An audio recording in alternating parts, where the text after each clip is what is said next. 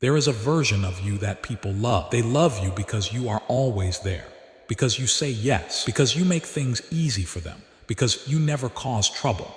And here is what nobody tells you: that version of you was never really you. It was the person you built to survive other people.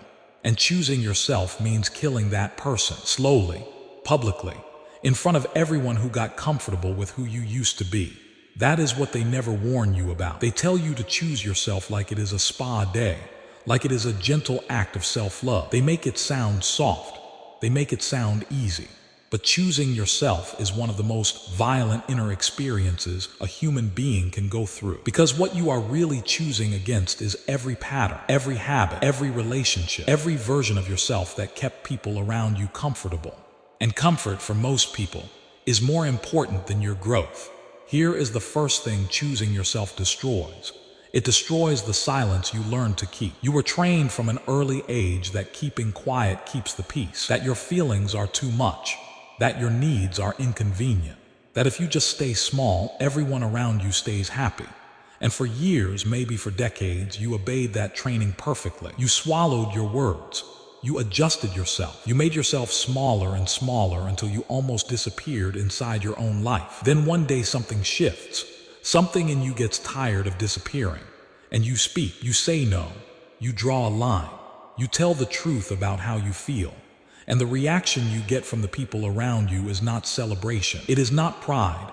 It is discomfort. It is silence. It is punishment. Because your smallness was never about peace. It was about their control. And the moment you stopped being small, you stopped being useful to the version of the relationship they needed. That is the part that breaks people, not the choice, the reaction to the choice.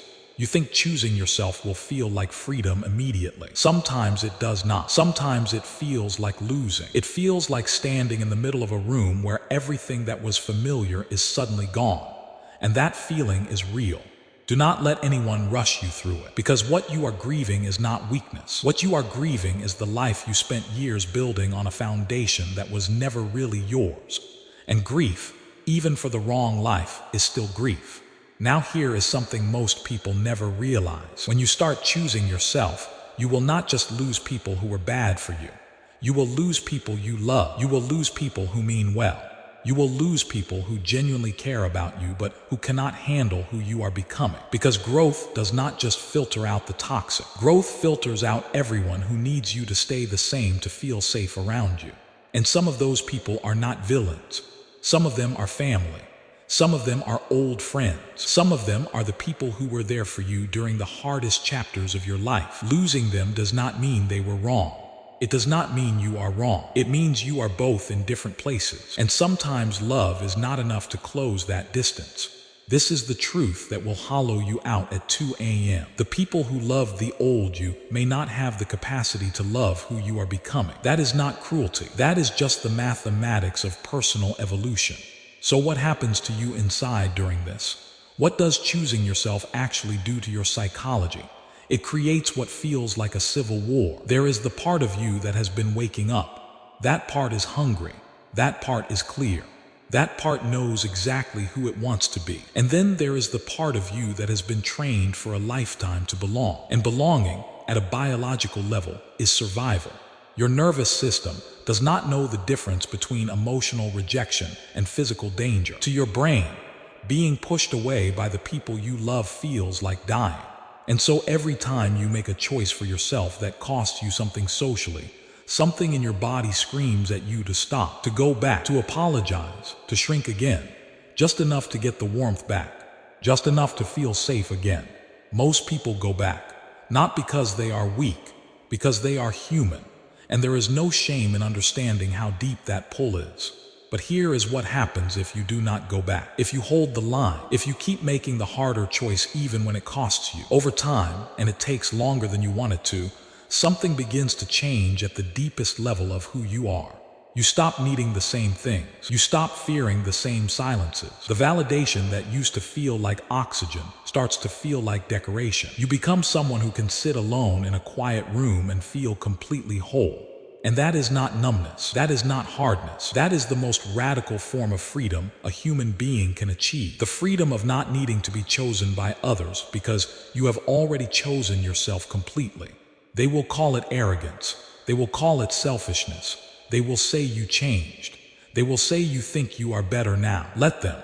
Because the people who truly grow understand something painful and permanent. You cannot be everything to everyone and still be yourself. You have to pick. And every day you spend trying to manage other people's comfort with who you are is a day you spend abandoning the only person who will be with you for the rest of your life. You are that person, and you have been leaving yourself for far too long. Now let us talk about identity. Because choosing yourself is not just a behavioral change. It is not just saying no more often or setting better limits. It goes deeper than that.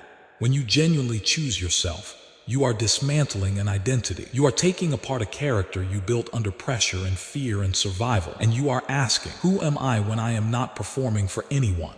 Who am I when no one is watching and no approval is coming? Who am I underneath all of this accommodation? And that question is the most important question a human being can sit with, because most people never ask it.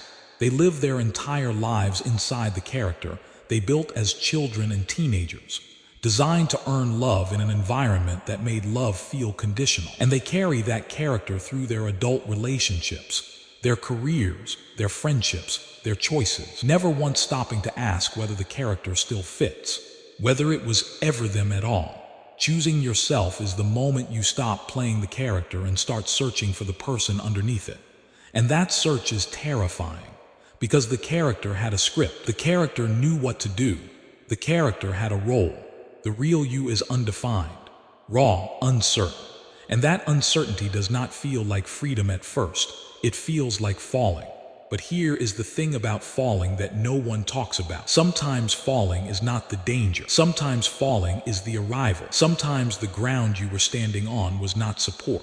It was a cage you built at ankle height and called safety. And the moment you fall through it, you realize you were never as high as you thought. You were never as stable as you believed. You were just very, very still. And stillness in the wrong place is not peace. It is paralysis. You deserve more than a life spent perfectly still, in a place that was never right for you.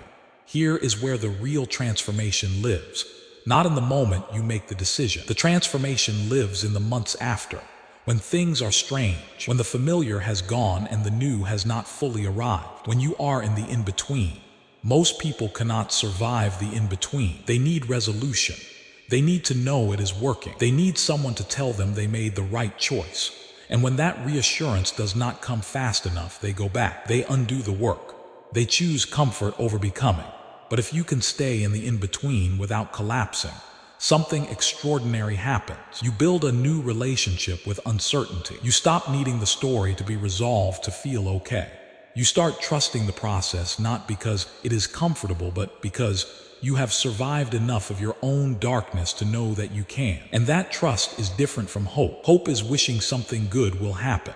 Trust is knowing that whatever happens, you will be able to handle it. That kind of trust cannot be given to you. It can only be built by going through exactly what you are going through right now. So if you are in the middle of this, if you are somewhere between who you were and who you are becoming, if you just made a choice that cost you something and part of you is wondering whether it was worth it, listen carefully. The cost is real. The loss is real. The grief is real. And it is also not the end of the story. It is actually the beginning of the one that belongs to you.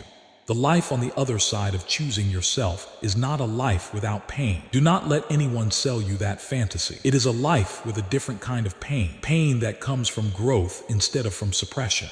Pain that moves through you instead of living in your chest for years. Pain that means something. And there is a profound difference between suffering for who you are and suffering for who you are not. One of those makes you stronger. One of those slowly turns off the light inside you. You did not come this far to keep that light on. You did not survive everything. You survived to spend the rest of your life making it easier for others to be comfortable with your limitation. Choose yourself, even when it is hard, especially when it is hard, not because it will be easy, not because everyone will understand, but because somewhere in you, underneath all the layers of performance and accommodation and survival, there is a version of you that has been waiting. Quietly, patiently, through every year you gave your energy away, through every time you made yourself smaller, through every moment you swallowed the truth to keep the peace. That version of you is not gone. It is just waiting for you to finally, fully stop abandoning it. The question is never whether you are ready. You will never feel completely ready. The question is whether you are finally done waiting for permission from a world that was never going to give it to you. You are the permission you always were. If this hits something true inside you, something you have been feeling but could not put into words, then you already know what to do. Stay close to this channel, because this is where we go deeper, every single time.